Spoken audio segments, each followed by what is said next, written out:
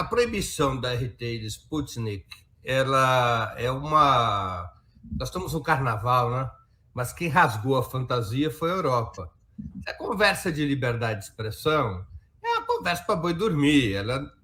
O nível de controle que a burguesia europeia norte-americana tem sobre seus meios de comunicação, especialmente depois da Guerra do Vietnã, é brutal.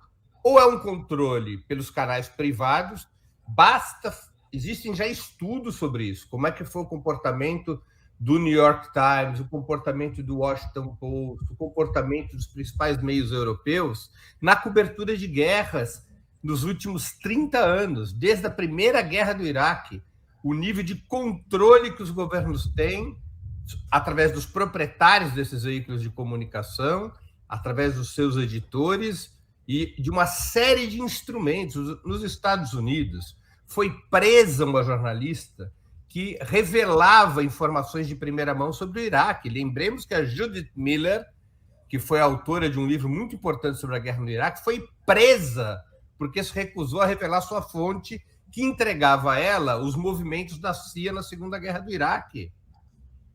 Então, a proibição... Sem falar no Assange, né, Breno? O próprio Assange, olha, eu vou dar de barato que o Assange não é propriamente uma questão de imprensa. Eu vou dar de barato que o Assange não é uma questão de imprensa. Eu estou aqui falando dos veículos da burguesia americana e europeia, de como os governos dos Estados Unidos e da Europa intervêm sobre os meios corporativos de comunicação. E agora, com essa proibição da RT e da Sputnik, isso fica completamente desmascarado. Imagine só se o Maduro tivesse proibido os meios de comunicação ocidentais de existirem na Venezuela e fechado o seu sinal. O tamanho da repercussão. Basta ver isso, não é? Então, é um despudorado ataque à liberdade de imprensa que praticamente não teve repercussão maior, esse debate nos meios corporativos, salvo um ou outro veículo, e revela essa natureza da dominação de classe na Europa e nos Estados Unidos. Eles não brincam mais com isso. Na Guerra do Vietnã, houve não havia esse nível de intervenção. Era uma intervenção muito mais baixa. E a análise que os analistas do aparato de Estado norte-americano fizeram é de que um dos motivos de ter perdido a guerra do Vietnã foi o giro da opinião pública contrário à guerra, e que isso havia sido propiciado pela liberdade de imprensa. A partir de então, nunca mais a cobertura de guerra, e os Estados Unidos estão sempre envolvidos em alguma guerra, nunca mais a cobertura de guerra foi a mesma.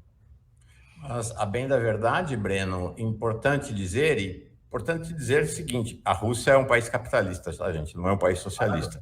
Na Rússia, a imprensa é praticamente toda estatal, isso é uma questão fundamental, e a gente acaba de ver também na Rússia agora, há 2 dias atrás, a mídia independente russa foi simplesmente proibida de usar a palavra guerra. Não pode usar guerra. Receberam um comunicado do Ministério da Informação russo dizendo que quem usar a palavra guerra será bloqueado e terá multas altíssimas que irão inviabilizar a mídia independente. A única expressão possível, permitida na Rússia, é a de operação militar em Donbás, ou operação de desmilitarização da Ucrânia. Então, vamos dizer, não há bonzinhos nessa história também. Claro que tá certo? Então é importante deixar claro. É claro que para nós dói o nosso calo, porque nós estamos aqui no Ocidente e a gente tem denunciado agora a situação na Rússia também, de censura à imprensa, prisão e assassinato de jornalistas é histórico, né? Por isso que o tema principal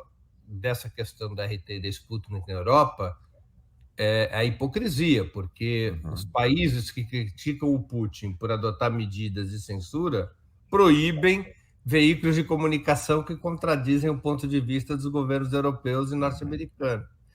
Aí reside a hipocrisia.